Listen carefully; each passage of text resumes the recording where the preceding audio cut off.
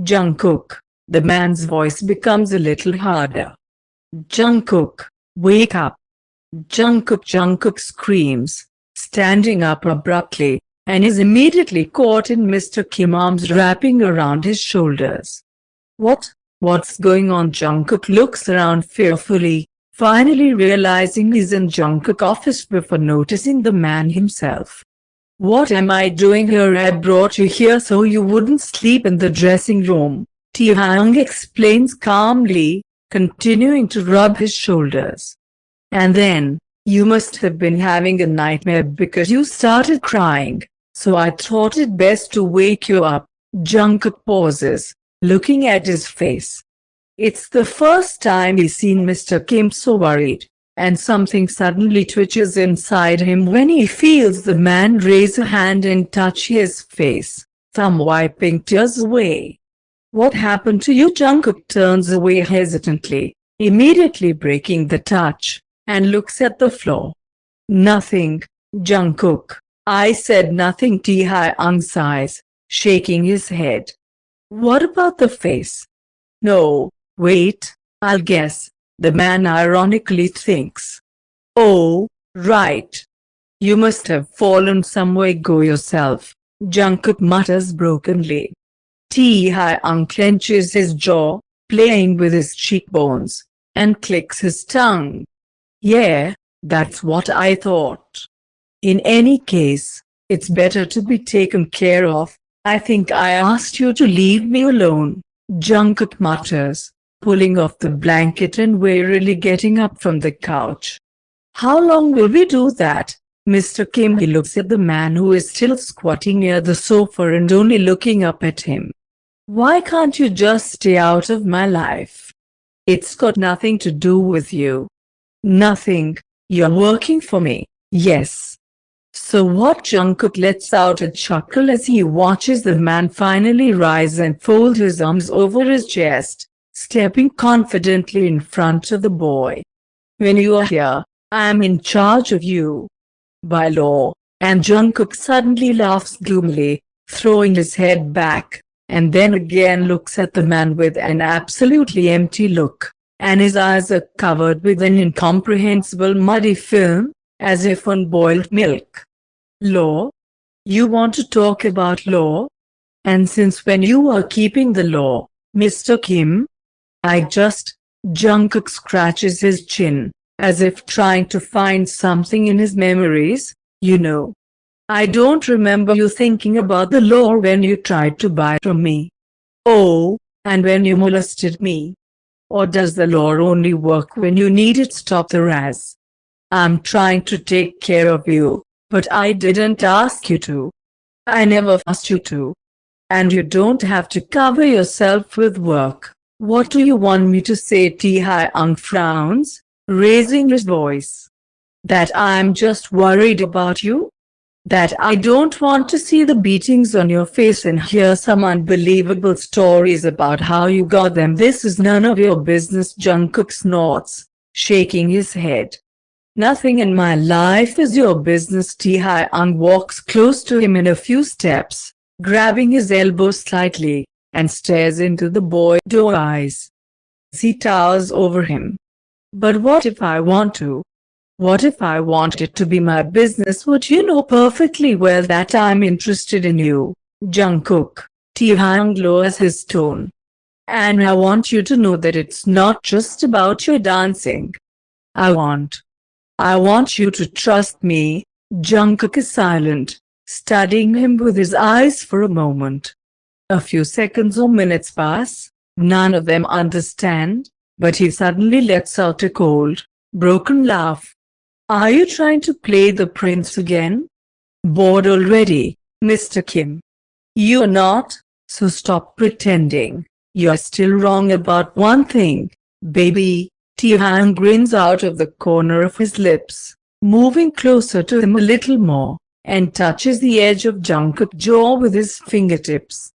I never said I was a prince. And I never promised to behave like that. Then what do you think you're doing? Jungkook whispers, feeling every part of his body constrict inwardly at the closeness. What am I doing? Taehyung's smirk widens a little and he leans into the boy's face. I just take very good care of what is mine. Yours. Jungkook chuckles painfully, arching an eyebrow. You got it wrong, sir. I have never belonged to you and I never will. Maybe I was being too harsh with my words. Taehyung nods. I want you to understand that I don't treat you like a thing, Jungkook. But you're mine, and you should adopt this role. And accept my care too. I'm not yours, Mr. Kim. By any meaning, I'm not yours. You think so? The boy shrugs off his hand and shook his head. You never hear anyone but yourself, do you? And then he sighs tiredly. Just leave me alone. For once, sir, leave me alone. He turns, plodding towards the door, and again hears the hoarse, deep voice behind him. And where are you going to go? Jungkook freezes, swallowing hard. In fact, he really has nowhere to go. Well, except perhaps he can still ask Yoongi for some help. If he's lucky. Anything is better than being cold on the street on a December night. Why do you care? He snorts, looking back at him. You think I have nowhere to go? Taehyung puts his hands in his trouser pockets, relaxing. Yes, I think you have nowhere to go. For some reason, you are not going home, therefore, you could only go to your friends or here. And if you're here, I guess you didn't have any other options. So where are you going to go? Jungkook, it's none of your business, the boy says resentfully. It's cold outside. And you're not even wearing socks. Did you decide to freeze yourself to death? I'll just wait for me, trying not to show the trembling in his voice, replies Jungkook. Taehyung's words are so simple, but why do they hurt him so much? God, he didn't even feel as pathetic as he actually appears now. I'll take a walk somewhere and wait until she returns. And then we'll go home. Do you live together? Taehyung suddenly asks, not so much surprised as simply clarifying. Well, then. I think you should not wait for her. She left with Andy, and he texted me an hour ago saying they weren't coming back tonight. Jungkook frowns, finally turning to face the man fully. With Andy? He asks uncertainly. With Andy. With our Andy. But when he catches Mr. Kim's bored look, he clears his throat and shakes his head. No. You are lying to me. He hates Andy. She wouldn't go anywhere with him. Do you think you can feed me any kind of bullshit and I will eat it? Taehyung sighs, wiggling his eyebrows, and immediately pulls his phone out of his pocket, quickly looking for something in it, and then shows the screen to the boy. Jungkook squints, trying to see, and takes a hesitant step towards it, peering at the contents. And there is really a message from Andy. He writes about me and that something happened and they won't be able to go back to work tonight. Below, of course, there are a dozen more texts where he begs not to fire him and promises to explain everything later, but Jungkook doesn't really care about it. You see, the man asks, putting the phone back. I don't have to lie to you if you suddenly think that I'm doing this on purpose. Never mind. Jungkook shrugs uncertainly. Whatever. I'll just find somewhere else to go. Jungkook, get off me. It doesn't concern you, okay? You, Mr. Kim, along with your imaginary concern, can go. He does not have time to finish when the phone suddenly rings in his jacket pocket. Jungkook freezes, and his cheeks flush, and Taehyung, humming, nods with the shadow of a grin. Answer it, I'll wait. Then you will continue and tell where I should go. Jungkook snorts as he takes his phone out of his pocket, and something goes cold inside when he sees Yeonjun on the screen. Why would he call him? The boy answers the phone, looking away from Kim a little. Yes, hey. A slightly slow voice sounds at the other end of the wire. Why is this drunkard lying in the blood on our kitchen floor?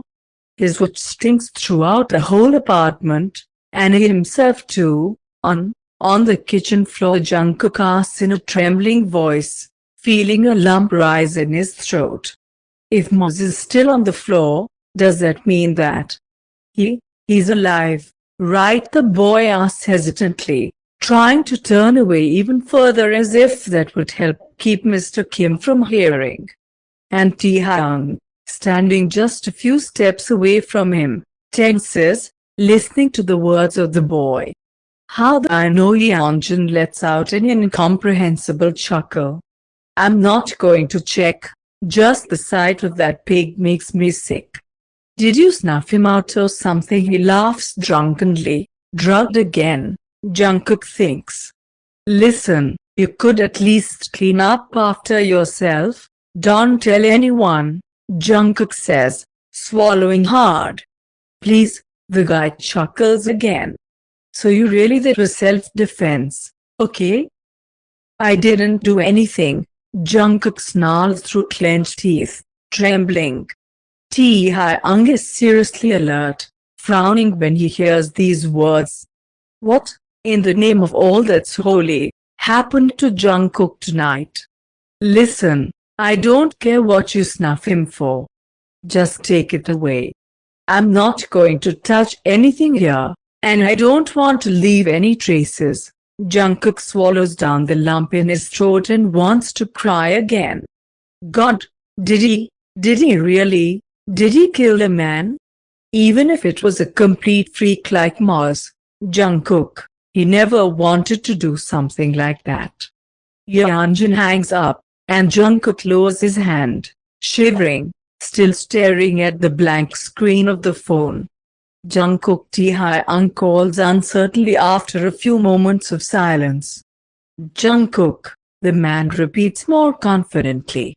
Come on, enough of the jokes. Tell me what happened. This is obviously something serious, but Jungkook keeps looking at his phone. Oh Lord, he killed a man. He killed Moz.